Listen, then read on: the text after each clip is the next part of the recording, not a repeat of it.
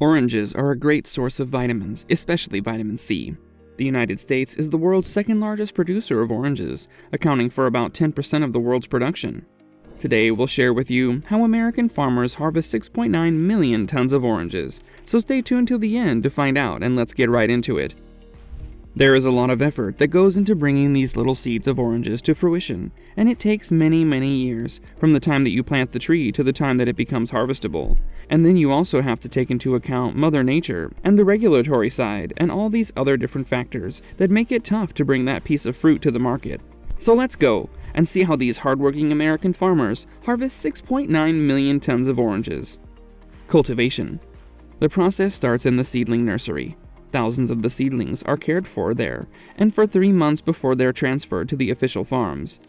Early spring is the right time for the millions of citrus seeds to be planted on farms. According to statistics in 2021, in the state of Florida, there are about 74 citrus trees planted on 569,000 acres. Most citrus varieties grown in the U.S., in the states of Florida and California, take 3 to 5 years to be harvested. Oranges are still largely picked by hand, with mechanical harvesting used for juicy varieties. The challenge is getting the fruit to fall without damaging the tree, as oranges are firmly fixed to their branches. Some tests have been done using abscission compounds to weaken the stem and allow fruit to fall more easily, but are not in widespread use. If you're enjoying this video, make sure to show your love and support by giving it a big thumbs up and subscribing to our channel if you haven't already. Also, don't forget to ring the notification bell to stay updated. Suitable soil for orange plant. Mandarins are grown in a wide range of soils, ranging from sandy loam or alluvial soils of North India to clay loam or deep clay loam, or lateritic, acidic soils in the Deccan Plateau and northeastern hills. Citrus orchards flourish well in light soils with good drainage properties. Deep soils with a pH range of 5.5 to 7.5 are considered ideal.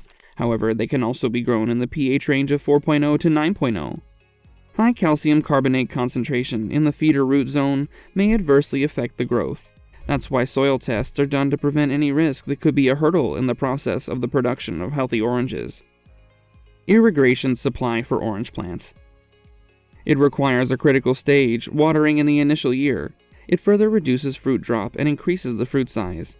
Diseases like root rot and collar rot occur in flooded conditions, and in such conditions, light irrigation with high frequency is beneficial. It's also important to be noted that irrigation water containing more than 1,000 ppm salts is injurious. The quantity of water and frequency of irrigation depends on the soil texture and growth stage. Micro-irrigation systems not only save water and nutrients, but also ensure good retention of fruits during crucial stages of crop growth in March to April, even in situations where water is not a limitation. Water requirements of citrus trees is generally higher than most of the other subtropical fruits, due to recurrent growth and development. The water requirement varies from 900 to 1100 millimeters per year, depending on the location. Water requirements of young, 1 to 4 years old, middle, 5 to 8 years old, and mature, 9 and more, Nagpur mandarin trees vary from 5 to 15 liters per day, 35 to 105 liters per day, and 60 to 170 liters per day respectively. Pests and diseases. Oranges are subject to several molds and rots, particularly after harvest, including green mold, blue mold, stem end rot, brown rot, and sour rot. Prevention includes proper handling to avoid physically damaging fruit, treatment with fungicides, rapid post-harvest cooling, and proper storage temperatures. A serious challenge to orange growers is Huanglongbing, HLB, also known as citrus greening. It is recognized as the deadliest citrus disease the Florida citrus industry has ever faced.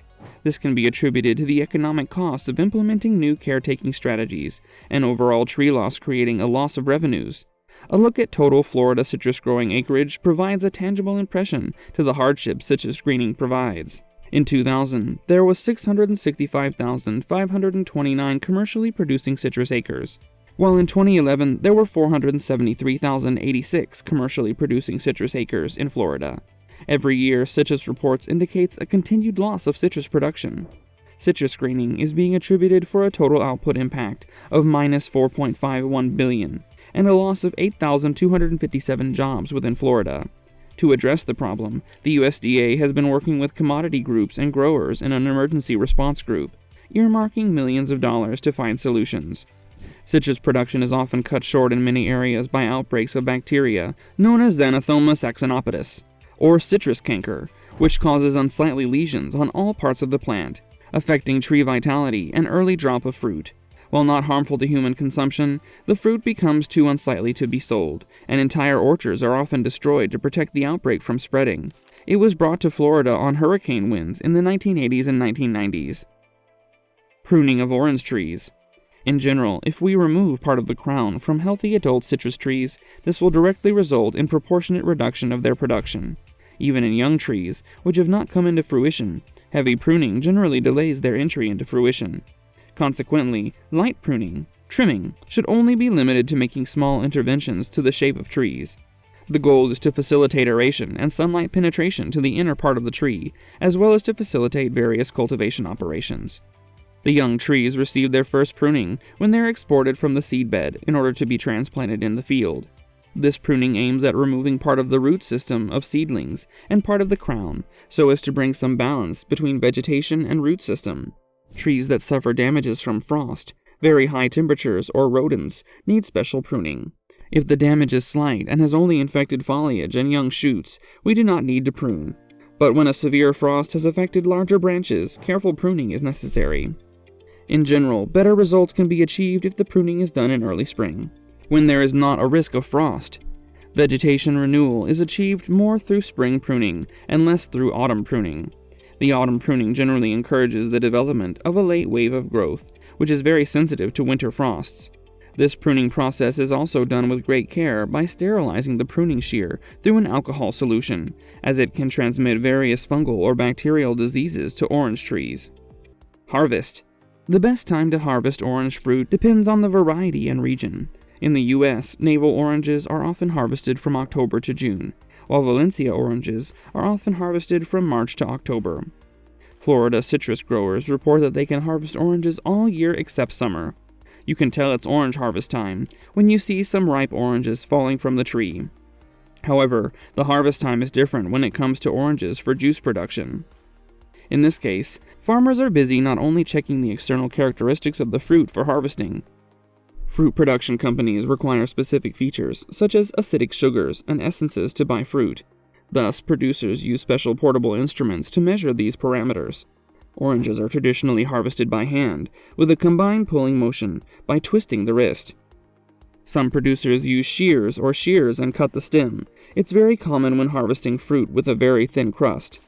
However, over the past decade, there has been a strong trend to introduce mechanical harvesting, particularly in Florida.